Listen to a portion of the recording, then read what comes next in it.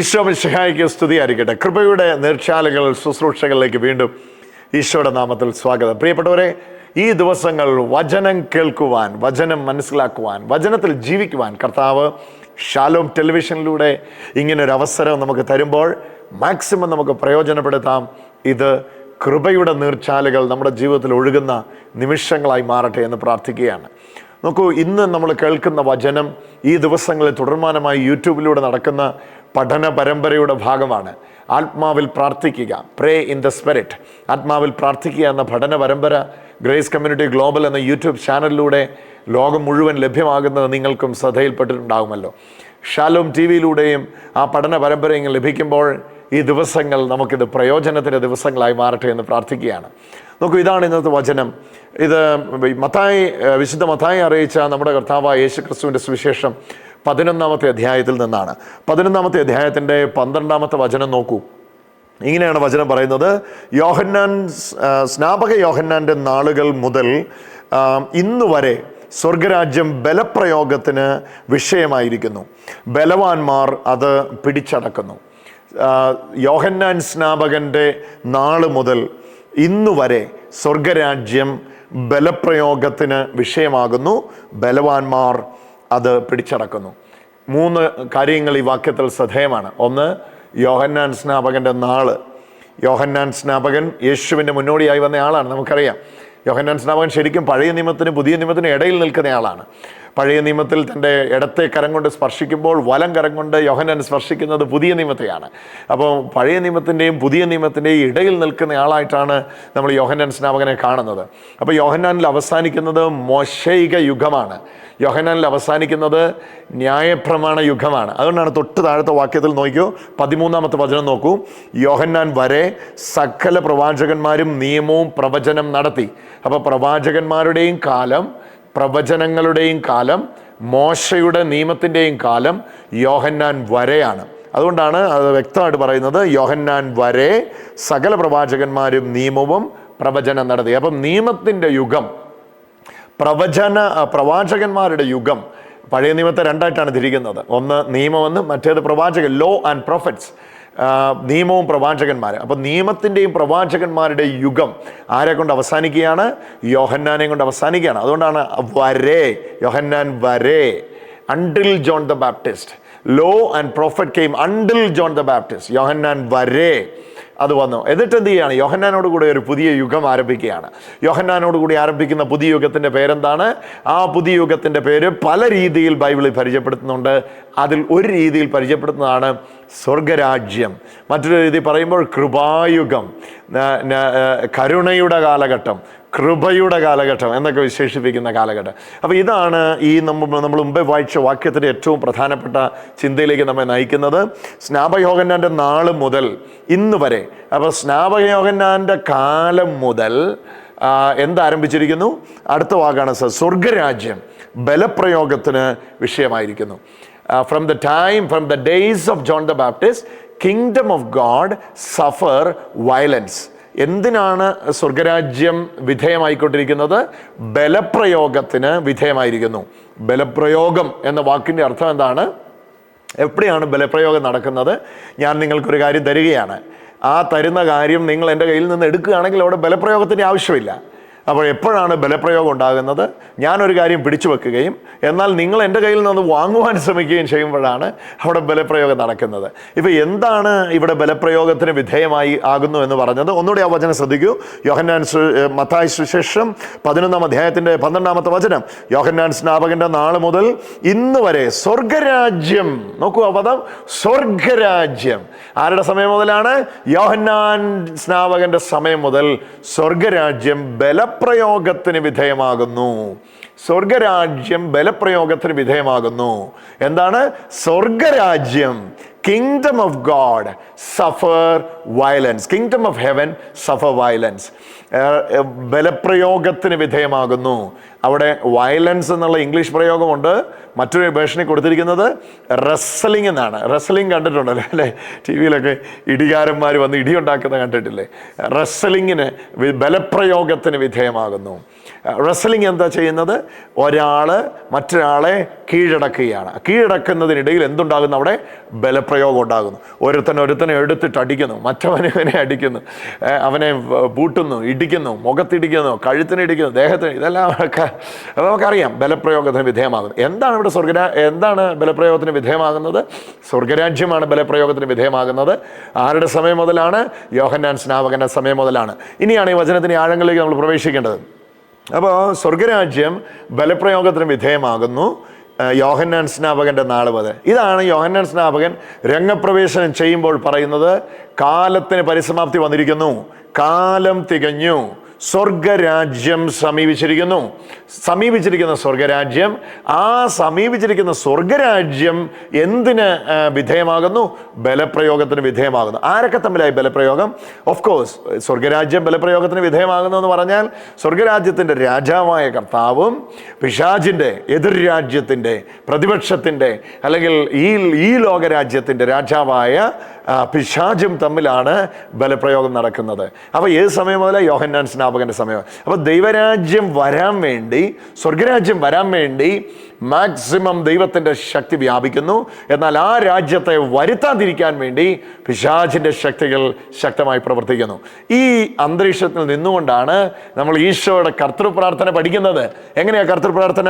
അറിയാവുന്നവരൊന്ന് കരമുയർത്തി എന്നോട് ചേർന്ന് പ്രാർത്ഥിച്ചേ. സ്വർഗസ്വനായ ഞങ്ങളുടെ പിതാവേ, അങ്ങയുടെ നാമം പൂജിതമാകണമേ. അടുത്തത് എന്താണ്? അങ്ങയുടെ രാജ്യം വരണമേ. അങ്ങയുടെ രാജ്യം വന്നാൽ എന്താണ്? അങ്ങയുടെ ഇഷ്ടം സ്വർഗത്തിലെ പോലെ ഭൂമിയിലാകും. അപ്പോൾ എവിടെയാണ് രാജ്യം വരേണ്ടത്? ഇവിടെയാണ് രാജ്യം വരേണ്ടത്. ആരുടെ രാജ്യം? ദൈവത്തിൻ്റെ രാജ്യമാണ് വരേണ്ടത്. അപ്പോൾ ആ രാജ്യം വരുന്നതിന് എന്താണ് തടസ്സം? ദൈവരാജ്യത്തിന് തടസ്സം പിശാചിൻ്റെ രാജ്യമാണ്. അപ്പോൾ പിശാചിൻ്റെ രാജ്യം ദൈവരാജ്യത്തെ തടയുന്നു. അവിടെയാണ് ഈ വചനം പ്രസക്തമാകുന്നത്. സ്വർഗരാജ്യം യോഹന്നാൻ സ്നാപകന്റെ നാൾ മുതൽ, യോഹന്നാൻ സ്നാപകന്റെ നാളോടുകൂടിയാണ് ആര് വരുന്നത്? ഈശോ വരുന്നത്. അപ്പൊ ഈശോയുടെ കാലം മുതൽ സ്വർഗരാജ്യം ബലപ്രയോഗത്തിന് വിഷയമായിരിക്കുന്നു എന്ന് പറഞ്ഞാൽ എന്താണ് അർത്ഥം? സ്വർഗരാജ്യം വരാൻ വേണ്ടി ശക്തമായി പ്രവർത്തിച്ചു കൊണ്ടിരിക്കുന്നു. പിശാചിന്റെ രാജ്യത്തെ തകർത്ത് ദൈവരാജ്യം സംജാതമാകുവാനുള്ള ശക്തമായ പ്രവർത്തനം നടന്നുകൊണ്ടിരിക്കുന്നു. തൊട്ടടുത്ത അധ്യായത്തിലാണ് ഈശോ പ്രഖ്യാപനം നടത്തുന്നത്. ഞാൻ ഭൂതങ്ങളെ ദൈവാത്മാവിനാൽ ബഹിഷ്കരിക്കുന്നുവെങ്കിൽ ദൈവരാജ്യം നമ്മുടെ ഇടയിലുണ്ട്. സ്പഷ്ടം കണ്ടോ? വരാൻ വേണ്ടി വെമ്പുന്ന ദൈവരാജ്യം, വരുത്താതിരിക്കാൻ ശ്രമിക്കുന്ന ദൈവരാജ്യത്തിൻ്റെ എതിരാളിയായ പിശാച്. എന്നാൽ ആ പിശാചിനെ പുറത്താക്കി കർത്താവ് പറയുന്നു, ദൈവരാജ്യം നിങ്ങളുടെ ഇടയിലുണ്ടല്ലോ. ദൈവരാജ്യം നിങ്ങളുടെ ഇടയിൽ വന്നു. എപ്പോൾ? പിശാചുക്കൾ ബഹിഷ്കരിക്കപ്പെടുമ്പോൾ. പിശാചുക്കൾ ഇരിക്കുമ്പോൾ പിശാചിൻ്റെ രാജ്യം ഇരിക്കുന്നു. എന്നാൽ പിശാചുക്കൾ വിട്ടുപോകുമ്പോൾ ദൈവരാജ്യം വ്യാപിക്കുന്നു. അപ്പം പൈശാചിക ഭൂതാച്ഛാടനം നടക്കുമ്പോൾ, പിശാചുക്കൾ ബഹിഷ്കരിക്കപ്പെടുമ്പോൾ അവിടെ തെളിയിക്കപ്പെടുന്ന എന്താണ്? ദൈവരാജ്യം വന്നിരിക്കുന്നുവെന്നാണ്. ദൈവരാജ്യത്തിൻ്റെ ശക്തിയാലാണ് പിശാചുക്കൾ ബഹിഷ്കരിക്കപ്പെടുന്നത്. അപ്പോൾ എവിടെ എന്താണ്? ബലപ്രയോഗത്തിന് വിധേയമാകുന്നു. ആ ബലപ്രയോഗത്തിൽ ആര് വിജയിക്കുന്നു? ഈശോ വിജയിക്കുന്നു. അതുകൊണ്ടാണ് ഈശോ നടന്നു പോകുമ്പോൾ ഭൂതങ്ങൾ നിലവിളിച്ച് പറയുന്നത്, നസറേനായ യേശുവേ വിട്, ഞങ്ങൾക്കും നിനക്ക് തമ്മിൽ എന്ത്? നീ ഞങ്ങളെ നശിപ്പിക്കാൻ വന്നിരിക്കുകയാണോ? അപ്പൊ പൈശാചിക രാജ്യം ഇതാ വിറങ്ങലിക്കുന്നു, ഇതാ ഭയക്കുന്നു. എന്തുകൊണ്ടാണ്? ദൈവരാജ്യം വന്നിരിക്കുന്നു. ദൈവരാജ്യത്തിൻ്റെ രാജാവ് വന്നിരിക്കുന്നു. ദൈവരാജ്യത്തിൻ്റെ രാജാവിൻ്റെ മഹാശക്തി ഇതാ വെളിപ്പെട്ടുകൊണ്ടിരിക്കുന്നു. ഇന്ന് ഈ വചനം കേട്ടുകൊണ്ടിരിക്കുമ്പോൾ നിങ്ങളിത് കേൾക്കുന്ന സമയം ഏതാണ്? ഇത് യോഹന്നാൻ സ്നാപകന്റെ കാലമല്ല. ഇത് ഈശോയുടെ കാലമാണ്. ദൈവരാജ്യത്തിൻ്റെ കാലമാണ്. ദൈവരാജ്യം വരാൻ വേണ്ടി ഈശോ ഭൂമിയിൽ പ്രസംഗിച്ചു എന്നല്ല, ആ രാജ്യത്തിലേക്ക് നമ്മളെ കൊണ്ടുവരാൻ വേണ്ടി അവിടുന്ന് നമുക്ക് വേണ്ടി ജനിച്ച് ജീവിച്ച് മരിച്ചു. അതുകൊണ്ടാണ് കൊളോസ്യോസ് ലേഖനം ഇങ്ങനെ പറയുന്നത്, നിങ്ങളെ ഇരുട്ടിൻ്റെ രാജ്യത്തിൽ നിന്ന് സ്നേഹസ്വരൂപനായ പിതാവിൻ്റെ സ്വർഗരാജ്യത്തിലേക്ക് നിങ്ങളെ കൊണ്ടുവന്ന പിതാവിന് കൃതജ്ഞത അർപ്പിക്കുകയും. നന്ദി പറയുവേൻ. എന്താണ് ഈ പറയുന്നതിൻ്റെ ആശയം? യോഹന്നാൻ സ്നാപകന്റെ കാലത്ത് സ്വർഗരാജ്യം ഒരു ബലപ്രയോഗത്തിന്റെ വിഷയമായിരുന്നു. എന്നാൽ ബലവാനെ പിടിച്ചു കെട്ടി. ഹല്ലേലൂയ. ബലവാനെ പിടിച്ചു കെട്ടിയിട്ടല്ലാതെ അവൻ്റെ വീട്ടിൽ കടന്ന് അവൻ്റെ കോപ്പ് കവർന്നെടുപ്പാൻ, അവൻ്റെ സാധനങ്ങൾ കവർന്നെടുക്കുവാൻ ആർക്കും കഴിയുകയില്ല. ആരാണ് ആ ബലവാനെ പിടിച്ചു കെട്ടിയത്? Unless and until you tied the strong man, you cannot enter into his house and get the things what is in his captivity. അവൻ്റെ അധീനതയിൽ ഇരിക്കുന്നതിനെ നമുക്ക് സ്വതന്ത്രമാക്കുവാൻ കഴിയുകയില്ല. ബലവാനെ പിടിച്ചു കെട്ടണം. ആരാണ് ബലവാനെ പിടിച്ചു കെട്ടിയത്? ബലവാനെ പിടിച്ചു കെട്ടിയത് കുരിശിൽ നമ്മുടെ കർത്താവായ യേശു ക്രിസ്തുവാണ്. സോ ഈശോ ഈ സഹനത്തിൻ്റെ തീച്ചൂളയിലൂടെ കടന്നു പോകുമ്പോൾ അവിടുത്തെ അതിദാരുണമായ പീഡാസഹനത്തിലൂടെ അവിടുന്ന് വാസ്തവത്തിൽ പുറത്തു കൊണ്ടുവരികയായിരുന്നു അവിടുത്തെ രാജ്യത്തെ. ഹല്ലേലൂയാ. അവിടുത്തെ രാജ്യത്തെ അവിടുന്ന് സഹിച്ച പീഡാസഹനങ്ങളിലൂടെ പുറത്തു കൊണ്ടുവരികയായിരുന്നു. അപ്പോൾ എന്താണ് ഇന്നിത് നിങ്ങളോട് സംസാരിക്കുന്നതുമായിട്ടുള്ള ബന്ധത്തിൽ? ഓർക്കുക, ഈ വചനം കേൾക്കുമ്പോൾ നമ്മൾ എങ്ങനെയാണ് ഇതിനെ മനസ്സിലാക്കേണ്ടത്? എല്ലാ മേഖലയിലും ദൈവരാജ്യം എന്ന് പറയുമ്പോൾ 4 കാര്യങ്ങൾ നമ്മൾ ഈ ദിവസങ്ങളിൽ പഠിച്ചുകൊണ്ടിരിക്കുകയാണ് അല്ലേ?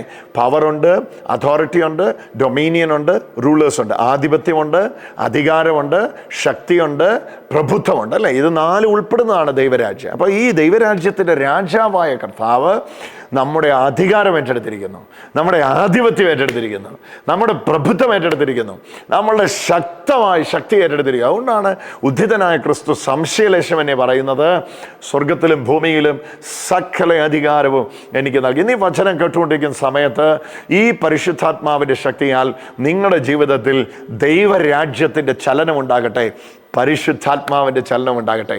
ഭൂതങ്ങൾ ദൈവാത്മാവിനാൽ ബഹിഷ്കരിക്കപ്പെടുന്നുവെങ്കിൽ, നോക്കൂ, ഭൂതങ്ങൾ ദൈവാത്മാവിനാൽ ബഹിഷ്കരിക്കപ്പെടുന്നുവെങ്കിൽ, അപ്പോൾ ദൈവരാജ്യത്തിൽ ഒരു മഹാശക്തിയുടെ വിസ്ഫോടനമുണ്ട്. അതേത് ശക്തിയുടെ വിസ്ഫോടനമാണ്?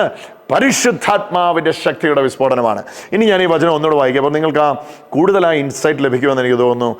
മത്തായി സുവിശേഷം 11-ാം അധ്യായത്തിൻ്റെ 12-ാമത്തെ വചനം. സ്നാപക യോഹന്നാന്റെ നാൾ മുതൽ ഇന്നേ വരെ സ്വർഗരാജ്യം ബലപ്രയോഗ വിഷയമായിരിക്കുന്നു. മത്തായി സുവിശേഷം എഴുതുമ്പോൾ പറയുകയാണ്, സ്വർഗരാജ്യം ബലപ്രയോഗത്തിൻ്റെ വിഷയമാണ്. സ്വർഗരാജ്യം ബലപ്രയോഗത്തിൻ്റെ വിഷയമാണ്. ബലവാന്മാർ അതിനെ പിടിച്ചടക്കുന്നു. ആരാണ്? ഏതിനെ പിടിച്ചടക്കുന്നു? ബലവാന്മാർ അതിനെ പിടിച്ചടക്കുന്നു. വായിക്കാൻ നമുക്ക് തോന്നുന്നു ബലവാന്മാർ സ്വർഗരാജ്യത്തെ പിടിച്ചടക്കുന്നു എന്നാണ്. പക്ഷേ അവിടുത്തെ ആശയം ഇതാണ്, അവർ പിടിച്ചടക്കുന്നത് പിശാചിൻ്റെ രാജ്യത്തെയാണ്. അവർ ഇല്ലാതാക്കുന്നത് പിശാചിൻ്റെ രാജ്യത്തെയാണ്. ഓരോ അത്ഭുതങ്ങളും നടക്കുമ്പോൾ സാത്താന്യ രാജ്യം തളരുന്നു, തകരുന്നു, ഇടിയുന്നു. എന്തുകൊണ്ടാണ് നമ്മൾ രോഗികൾക്ക് വേണ്ടി പ്രാർത്ഥിക്കേണ്ടത്? ഈശോ തന്നെ ഉദ്ധാനം ചെയ്ത ശേഷം ആവർത്തിച്ച് ശിഷ്യന്മാരോട് പറയുന്ന ഏറ്റവും പ്രധാനപ്പെട്ട കാര്യം എന്താ അറിയോ? നിങ്ങൾ ഭൂമിയുടെ അറ്റത്തോളം പോകണം. മർക്കോസ് സുവിശേഷം 16:16, മത്തായി സുവിശേഷം 28:18 മുതൽ 20 വാക്യങ്ങൾ, ലൂക്കാസ് സുവിശേഷം 20 എല്ലായിടത്തും കർത്താവ് പറയുന്നത് ചേർത്ത് വെച്ച് കഴിഞ്ഞാൽ ആ 3 കാര്യങ്ങൾ ശ്രദ്ധേയമാണ്. ഒന്ന്, നിങ്ങൾ ഭൂമിയുടെ അറ്റത്തോളം പോകണം. രണ്ടാമത്തത്, നിങ്ങൾ പിതാവിൻ്റെയും പുത്രൻ്റെയും പരിശുദ്ധാത്മാവിൻ്റെയും നാമത്തിൽ മാമോദീസ നൽകണം. ഇതാണ് മത്തായി സുവിശേഷത്തിൽ നിന്ന് കിട്ടുന്ന രേഖ. എന്നാൽ മർക്കോസ് സുവിശേഷത്തിൽ പറയുന്നത് എന്നാണെന്നറിയോ? നിങ്ങൾ പോകുന്ന വഴിയിൽ രോഗികളെ സൗഖ്യമാക്കണം. നിങ്ങൾ പോകുന്ന വഴിയിൽ മരിച്ചവർ ഉയർക്കും. ദോഷകരമായത് കുടിച്ചാൽ നിങ്ങൾക്ക് ഹാനി വരികയില്ല. സർപ്പങ്ങളെയും പെരുമ്പാമ്പിനെയും നിങ്ങൾ പിടിച്ചടക്കും. പാമ്പുകളെയും തേളുകളെയും, ലൂക്ക 10:19 പറയും, പാമ്പുകളെയും തേളുകളെയും ശത്രുവിൻ്റെ സകല ബലത്തെയും ചവിട്ടി നടക്കുവാനിതാ ഞാൻ നിങ്ങൾക്ക് അധികാരം തന്നിരിക്കുന്നു. എന്താ ഈ പറഞ്ഞു വരുന്നതിൻ്റെ ആകെ തുക എന്ന് മനസ്സിലാവുന്നുണ്ടോ? നമ്മൾ ഇന്ന് ദൈവരാജ്യത്തിൻ്റെ മഹാശക്തിയിലാണ് പ്രിയപ്പെട്ടവരെ ജീവിക്കുന്നത്. ഇത് യോഹന്നാൻ സ്നാപകന്റെ നാളുകളല്ല. ഇത് നമ്മുടെ കർത്താവായ യേശുക്രിസ്തുവിന്റെ ഉദ്ധാനം ചെയ്ത ശേഷമുള്ള നാളുകളാണ്. അതുകൊണ്ട് ഈ നാളുകളിൽ ദൈവരാജ്യത്തിന്റെ മഹാശക്തിയെ നമ്മൾ വിശ്വസിക്കുകയും അതിൻ്റെ വലിയ കൃപയെ നമ്മിലേക്ക് വെളിപ്പെടുത്തുകയും ചെയ്യണം. ഞാനത് സംസാരിക്കുമ്പോൾ ഞാൻ പ്രതീക്ഷിക്കുന്ന അതാണ്.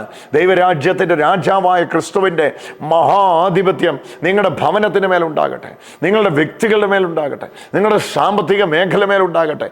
ഏത് മേഖലയിലാണോ ഇന്ന് പ്രാർത്ഥന അപേക്ഷിക്കുന്നത്, ആ മേഖലയിൽ ദൈവരാജ്യത്തിൻ്റെ രാജാവിൻ്റെ മഹാശക്തി വ്യാപിക്കട്ടെ എന്നാണ് ഞാൻ പ്രാർത്ഥിക്കുന്നത്. എന്തുകൊണ്ടാണെന്നറിയോ? യോഹന്നാന്റെ സ്നാപകന്റെ നാൾ വരെ ദൈവരാജ്യം ബലപ്രയോഗ വിഷയമാണ്. പക്ഷെ ഇന്ന് ഇതിനൊരു എതിരാളിയില്ല. ഏതാ? ദൈവരാജ്യത്തിനൊരു എതിരാളിയില്ല. അങ്ങനെ എതിരാളിയുള്ള ഒരു രാജ്യത്തിൻ്റെ രാജാവല്ല എൻ്റെ കർത്താവ്. അതുകൊണ്ടാണ് സംശയമില്ലാതെ യേശു പറഞ്ഞ സ്വർഗത്തിലും ഭൂമിയിലും സകല അധികാരം. കൊളോസോസ് ലേഖനം പറയുന്നു, വിളിക്കപ്പെടുന്ന എല്ലാ നാമത്തിനും മീതെ, ഓ ജീസസ്, ഹല്ലേലൂയ, അത്യന്തം മീതെ. 3 ലോകത്തെയും വെല്ലുവിളിച്ചിട്ടാണ് പറയുന്നത്. സ്വർഗത്തിന് മീതെ അവനെ ഇരുത്തി, ഭൂമിയിൽ അവൻ്റെ നാമം ഏറ്റവും വലുതാക്കി, പാതാളത്തിൽ അവൻ അധോ ഭാഗങ്ങളിലേക്ക് ഇറങ്ങിച്ചെന്ന് അവൻ ജയാളിയായി മാറി. അപ്പോൾ ഇതെന്തായി പറഞ്ഞു വരുന്നത്? ഇത് ദൈവരാജ്യത്തിൻ്റെ കാലമാണ്. ദൈവരാജ്യത്തിന് ഒരു ഭാഷയുണ്ട്, ദൈവരാജ്യത്തിന് ഒരു ജീവിത ശൈലിയുണ്ട്, ദൈവരാജ്യത്തിന് ഒരു സംസാര ശൈലിയുണ്ട്. ദൈവരാജ്യം ഭക്ഷണവും പാനീയവുമല്ല. ദൈവരാജ്യം പരിശുദ്ധാത്മാവിൻ്റെ രാജ്യമാണ്. അവിടെ പരിശുദ്ധാത്മാവിൻ്റെ ഭാഷയുണ്ട്, അവിടെ ആത്മാവിലുള്ള സംസാരമുണ്ട്, അവിടെ ദൈവരാജ്യത്തിൻ്റെ സംസാരിച്ചുകൊണ്ടിരിക്കുമ്പോൾ തന്നെ യോഹന്നാൻ സ്നാപകന്റെ നാളിലെ ദൈവരാജ്യത്തിൻ്റെ ബലാത്കാരം അല്ലെങ്കിൽ ബലപ്രയോഗത്തിന് വിധേയമാകുന്ന അവസ്ഥയിലല്ല ഇന്ന് ദൈവരാജ്യം. പിന്നെ എന്താണ്?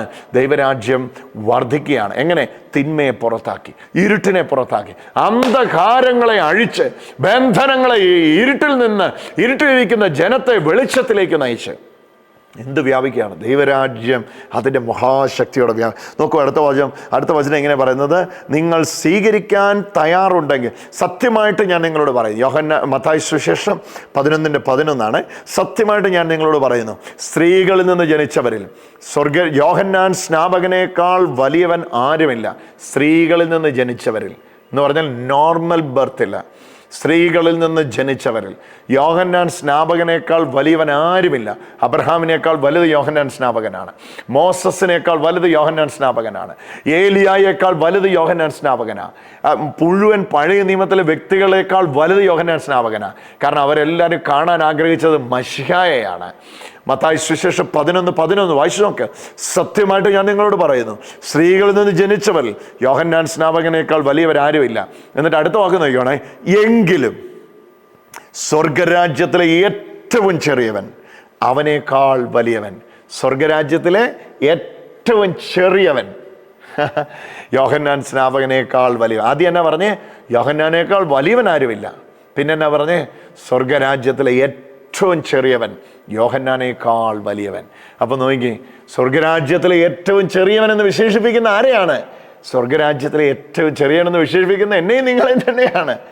ഹല്ലേലൂയ. ഞാനും നിങ്ങളും യോഹന്നാനേക്കാൾ വലുതാണ്. കാരണം യോഹന്നാൻ സ്വർഗരാജ്യത്തെ പറ്റി പറഞ്ഞു, നിങ്ങളും ഞാനും സ്വർഗരാജ്യത്തിൽ ജീവിക്കുന്നു. ഹല്ലേലൂയ. അതുകൊണ്ടാണ് യേശു പറഞ്ഞത്, ഭൂതങ്ങൾ ദൈവാത്മാവിനാൽ ബഹിഷ്കരിക്കപ്പെടുമ്പോൾ നിങ്ങൾ ഓർത്തുകൊള്ളുക, ദൈവരാജ്യം നിങ്ങൾ. നിക്കോദിമോസിന്റെ അടുക്കൽ ഈശോ പറഞ്ഞ വാക്ക് ഓർമ്മയില്ലേ? എന്താ ഈശോ പറഞ്ഞത്? ശ്രദ്ധിക്കുക, ഇങ്ങോട്ട് നോക്കൂ. ഈശോ പറയുകയാണ്, വെള്ളത്താൽ ആത്മാവിനാലും ജനിച്ചില്ല എങ്കിൽ ദൈവരാജ്യം നിനക്ക് കാണാൻ കഴിയുകയില്ല. വെള്ളത്താലും ആത്മാവിനാലും ജനിച്ചവൻ കാണും, കേറും, അനുഭവിക്കും. ജനിക്കാത്തവനെ കാണാൻ പറ്റില്ല. വെള്ളത്താലും ആത്മാവിനാലും ജനിക്കുക എന്ന് പറഞ്ഞാൽ എന്താണ്? മാമോദീസയിലൂടെ, പരിശുദ്ധ സഭയുടെ കുദാശകളുടെ കവാടമാകുന്ന മാമോദീസയിലൂടെ. എൻ്റെ പ്രിയപ്പെട്ടവരെ, ഈ ദൈവരാജ്യ പ്രവേശനമാണ് എനിക്ക് നിങ്ങൾക്ക് സാധ്യമായിരിക്കുന്നത്. ഈ പ്രവേശിച്ചിരിക്കുന്ന ദൈവരാജ്യത്തിൽ ഇനിയൊരു ജീവിതമുണ്ട്. ആ ജീവിതമാണ് ബലാത്കാരികളുടെ ജീവിതം, ബലപ്രയോഗം ചെയ്യുന്നവരുടെ ജീവിതം, അനുദിന ഇരുട്ടിൻ്റെ പ്രവൃത്തികളെ അഴിക്കുന്ന ജീവിതം. ഇത് സംസാരിക്കുമ്പോൾ തന്നെ നിങ്ങളുടെ ഭവനങ്ങളുടെ മേൽ നിന്ന്, വ്യക്തികളുടെ മേൽ നിന്ന് ഈ ദൈവരാജ്യത്തിൻ്റെ സ്വാധീനത്താൽ ഇരുട്ടിൻ്റെ രാജ്യത്തിൻ്റെ സകല ബന്ധനങ്ങളും അഴിഞ്ഞു പോകട്ടെ എന്ന് പ്രാർത്ഥിക്കുകയാണ്. ഇല്ലാതായി പോകട്ടെ എന്ന് പ്രാർത്ഥിക്കുകയാണ്. യേശുവിൻ്റെ നാമത്തിൻ്റെ വിജയം വ്യാപിക്കട്ടെ എന്ന് പ്രാർത്ഥിക്കുകയാണ്. പ്രിയപ്പെട്ടവരെ, കൃപയുടെ നീർച്ചാലുകൾ ഇന്ന് ഷാലോം ടെലിവിഷനിലൂടെ കേട്ടുകൊണ്ടിരിക്കുമ്പോൾ, ഇന്ന് നമ്മൾ പ്രാർത്ഥനയ്ക്ക് ഒരുങ്ങുമ്പം ഒരു കാര്യം എൻ്റെ മനസ്സിൽ തട്ടി ഞാൻ പറയാം. ഇന്ന് ഉറച്ചു വിശ്വസിച്ചു, ഞാൻ ദൈവരാജ്യത്തിലാണ്. പരിശുദ്ധ മാമോദീസയിലൂടെ എന്നെ ദൈവരാജ്യത്തിൽ കൊണ്ടുവന്നിരിക്കുന്നു. ഒരു ശക്തിക്കും, ഈ രാജ്യത്തിൻ്റെ ഒരു ശക്തികൾക്കും തോൽപ്പിക്കാൻ കഴിയാത്ത അത്രമേൽ ശക്തിയുള്ള ദൈവരാജ്യത്തിനകത്ത് എന്നെ എൻ്റെ ദൈവം കൂട്ടിക്കൊണ്ടുവന്നിരിക്കുകയാണ്. ഈ വലിയ ഉറപ്പോടെ, അഭിഷേകത്തോടെ ഇന്ന് ഈ ശുശ്രൂഷയിൽ പ്രാർത്ഥനയെ സംബന്ധിക്കാം. കൃപയുടെ നീർച്ചാലുകളിൽ ഇപ്പോൾ കേൾക്കുന്നത് വ്യക്തികളുടെ ജീവിതത്തിൽ കർത്താവ് ചെയ്യുന്ന വലിയ അത്ഭുതത്തിന്റെ സാക്ഷ്യങ്ങൾ. കൈ കെട്ടി നിൽക്കുന്ന ചേട്ടൻ, വൈൻ റെഡ് ഷർട്ട് ഇട്ടിരിക്കുന്ന ആ കൈ കെട്ടി നിൽക്കുന്ന ചേട്ടൻ, ഓടിവാ ചേട്ടാ. എന്നെ പോലെ തല മുടിയില്ലാത്ത ചേട്ടൻ. മുട്ടകൾക്കല്ലേ മുട്ടകളോട് സ്നേഹം ഉണ്ടാവുള്ളൂ.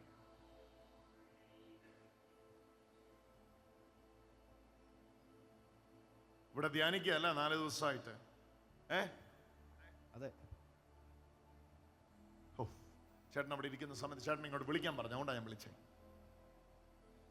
ഈ ഭുജമുണ്ടല്ലോ, ഈ ഇടത്തെ ഭുജമുണ്ടല്ലോ, ഇത് ഇടത്തെ സൈഡല്ലേ അല്ലേ? അതെ. ഈ ഇടത്തെ, the left shoulder, hold the left shoulder. I don't know who he is, but this is a message I'm getting.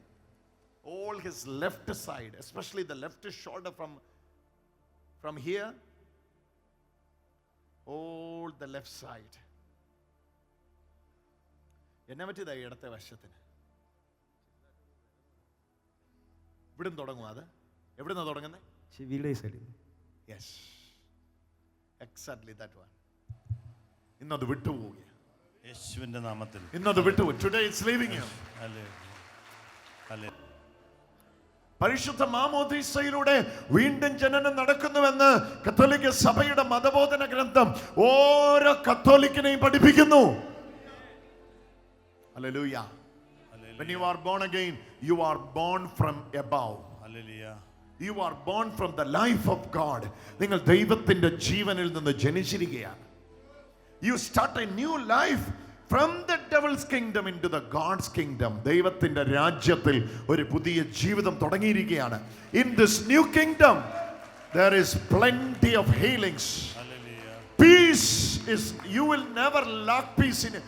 ഈ ദൈവത്തിന്റെ രാജ്യത്ത് നിനക്ക് സമാധാനം ഇല്ലെന്നൊരു വാക്ക് നീ പറയേണ്ടി വരികയില്ല. സമാധാന പ്രാർത്ഥിക്കുന്നതിന് മുമ്പ് തന്നെ കൈ സൗഖ്യമായി. നോക്കിക്കേ, നോക്കിക്കേ, നോക്കിക്കേ, നോക്കിക്കേ, നോക്കിക്കേ. ഞാൻ ചുമ്മാ പറയുന്നതാണോ? നോക്കിക്കേ.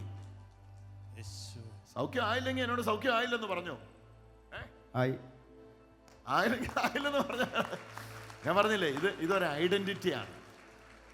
ഇതൊരു ഐഡന്റിറ്റി കാർഡാണ്. ഇതിനകത്ത് എഴുതിയിരിക്കുകയാണ്, ഡിവൈനിൽ ജനുവരി മാസം 26-ാം തീയതി നിങ്ങളെ അഡ്മിറ്റ് ചെയ്തിരിക്കുന്നു. ഇതിനകത്ത് നിങ്ങളുടെ പേരുണ്ട്. എന്താ നിങ്ങളുടെ പേര്? എൽദോസ്. ഇതൊരു ഐഡന്റിറ്റി കാർഡാണ്. ഇതുപോലൊരു ഐഡന്റിറ്റി ഇപ്പൊ ഞാൻ പറഞ്ഞേ. Hallelujah, hallelujah, hallelujah. ഇതുപോലൊരു ഐഡന്റിറ്റി ഇപ്പൊ ഞാൻ പറഞ്ഞേ. ഞാൻ മാമോദീസ സ്വീകരിച്ചവനാണ്. ഹല്ലേലൂയ.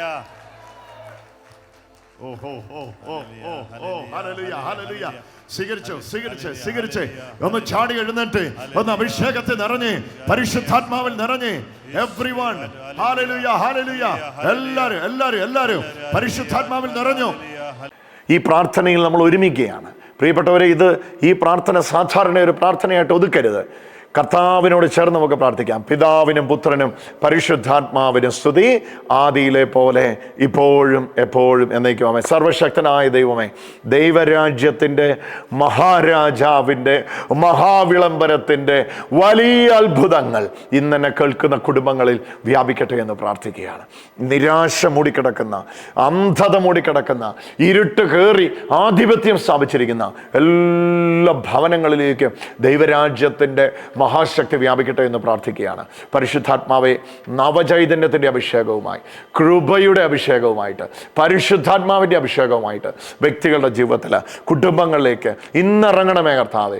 ഇതൊരു കൃപയുടെ നിമിഷമായി, കൃപയുടെ നീർച്ചാലുകൾ ഒഴുകുന്ന നിമിഷമായി ഞങ്ങളുടെ എല്ലാം ജീവിതത്തിൽ തീർക്കണമേ നാഥ. ഇന്ന് രോഗികളായിട്ടുള്ളവർക്ക് ഈ സമയത്ത് പ്രാർത്ഥനയെ സമർപ്പിക്കുകയാണ് കർത്താവേ. പീഡിതര്, ദുഃഖിതര്, ഒരുപാട് കടഭാരത്തിലായിരിക്കുന്നവർ, ആളറിയാത്ത വിഷയത്തിൽ അപമാനത്തിലായിരിക്കുന്നവർ, ദുഃഖത്തിൽ എല്ലാ മക്കളെയും സമർപ്പിച്ചുകൊണ്ട് പ്രാർത്ഥിക്കുകയാണ്. അവർക്കൊരു വലിയ റിയലൈസേഷൻ കിട്ടട്ടെ, വലിയൊരു ബോധ്യം കിട്ടട്ടെ. ഞാൻ ആയിരിക്കുന്ന ദൈവരാജ്യം, അതിനകത്ത് ജീവിതം ഇങ്ങനെ അല്ലല്ലോ, എൻ്റെ ഈ നിരാശ ദൈവരാജ്യത്തിൻ്റെ വക അല്ലല്ലോ, ഇത് ഞാൻ അനുഭവിക്കേണ്ട ആവശ്യമില്ലല്ലോ. അങ്ങനെ തരം തിരിച്ച് ഇതെൻ്റേതല്ല, ഇത് ഇങ്ങനെയല്ല, എൻ്റേത് ഇങ്ങനെയല്ല, ദൈവരാജ്യത്തിൽ ഇങ്ങനെയല്ല ജീവിതം, എൻ്റെ ഈ നിരാശ, എൻ്റെ ഈ അസമാധാനം, ഞങ്ങളുടെ വീട്ടിൽ കൂടെ ഉള്ള ഈ പ്രശ്നങ്ങൾ, ഇത് ദൈവരാജ്യത്തിൽ ഉള്ളവരുടെ ജീവിതശൈലി അല്ലല്ലോ എന്ന് പറഞ്ഞ് അതുമായിട്ട് കമ്പയർ ചെയ്ത് ദൈവരാജ്യത്തിൻ്റെ ജീവിതശൈലിയിലേക്ക് ജീവിതത്തെ രൂപാന്തരപ്പെടുത്താൻ പരിശുദ്ധാത്മാവ് ഇപ്പോൾ സഹായിക്കണമേ. പരിശുദ്ധ അമ്മയാണ് ദൈവരാജ്യത്തിൻ്റെ ജീവിത മാതൃക ഞങ്ങൾക്ക് കാണിച്ചു തന്നത്. യൗസേപ്പ് പിതാവേ, സകല വിശുദ്ധരെ, സ്വർഗീയ മാലാഖമാരെ, നവവൃന്ദം മാലാഖമാരെ, നിങ്ങളുടെ പ്രാർത്ഥനയിൽ ഞങ്ങളുടെ അല്പവിശ്വാസത്തെയും കൂട്ടിച്ചേർത്ത് വെച്ച് ഒത്തൊരുമിച്ചുള്ള വിശ്വാസത്തിൻ്റെ പ്രാർത്ഥന ഉയരണമേ. അങ്ങനെ സ്വർഗം, ഭൂമി, ദൂതന്മാർ സകലരും സമ്മേളിക്കുന്ന അത്യപൂർവ അവസരമായിട്ട് ഈ നിമിഷങ്ങൾ മാറട്ടെ. ഞങ്ങളുടെ ജീവിതത്തിൽ സൗഖ്യങ്ങൾ ഉണ്ടാകട്ടെ. രോഗികൾ രോഗമുള്ളിടത്ത് കൈവെക്കുമ്പോൾ നാഥാ ശരീരങ്ങളെ സ്പർശിക്കണമേ, അത്ഭുതങ്ങൾ നടക്കട്ടെ എന്ന് പ്രാർത്ഥിക്കുന്നു. നിത്യം വാഴും പിതാവും പുത്രനും പരിശുദ്ധാത്മാവുമായ സർവേശ്വരായ എന്നേക്കും ആമേൻ. ഈശോ മിശിഹായ്ക്ക് സ്തുതിയായിരിക്കും. അടുത്ത ആഴ്ച ഇതേ സമയത്ത് കൃപയുടെ നീർച്ചാലുകൾ ശുശ്രൂഷകളിൽ നമ്മൾ വീണ്ടും ഒരുമിക്കും വരെയും ഞാൻ പ്രാർത്ഥിക്കുന്നു. നമുക്ക് ഒരുമിച്ച് പ്രാർത്ഥിക്കാം. കൃപയുടെ നീർച്ചാലുകൾ ഒഴുകട്ടെ.